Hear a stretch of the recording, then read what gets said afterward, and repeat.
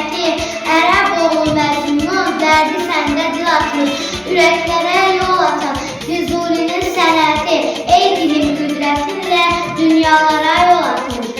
Dil hər bir millətin maddi və mənəvi irsini qoruyan və inkişaf etdirən ən mühüm və ən güclü vasitədir. Hər bir insan öz ana dilini yaxşı bilməli və onu qorumalıdır. Ana dili insanın mənəvi aləmini zənginləşdirir, dünya görüşünü zənginləşdirir, mükəmməl təhsil almasında rol oynar. Hər bir insan öz ana dilini bilməli və onu qorumalıdır. Azərbaycan dilinin inkişafı dövlət dili kimi onun inkişafına qayğı göstərilmişdir. Heydər Əliyevin ümumi liderimiz Heydər Əliyev adı ilə bağlıdır. Sovet dövründə quruluşuna müəyyən təsdiqlərə baxmayaraq, Heydər Əliyev Azərbaycan Dili Respublikasında dövlət dilinə çevrilməsində əsl fədakarlıq göstərilmişdir.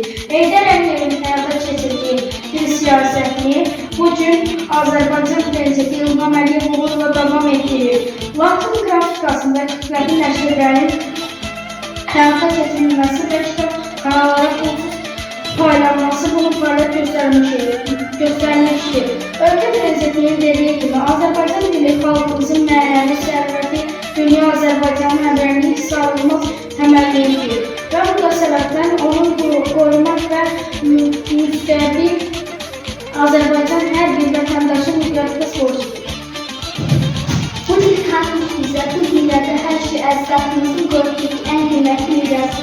O gözlərini tək qoy, nəsilləri bizdə hədir. Dövlətimizin dili qoruyun yaşadığı xalqımızdır. Yaşad ulu millətin törətini zaman yaşadı, onu inkişaf etdirdi. Hər bir insan öz dilini qorumalıdır. Şirindir, şirindir, aldı bölümü şirindir, nə bölümü yerindən özləyim şirindir.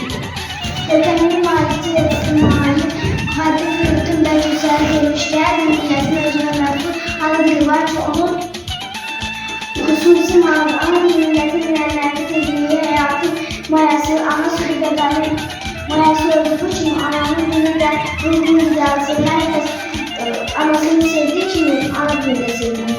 Dil ünsiyyət vasitəsi olmaqla yanaşı hər hansı xalqın bir milli sərvəti və qan yaddaşıdır.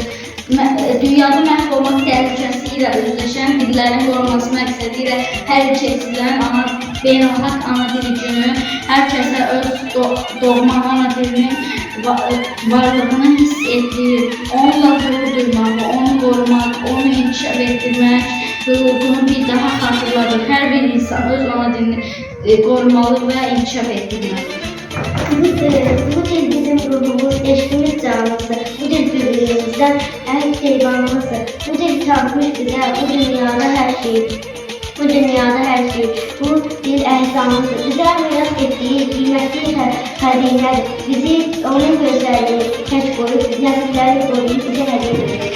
Bir asanındakı kitabda ana söyləyərimiz, ana diyə adlanır bizim ülkələrimiz, düşmanlığımız yaradır, öz səviyyəsizliyi yurumuza bu diyərək söylədir.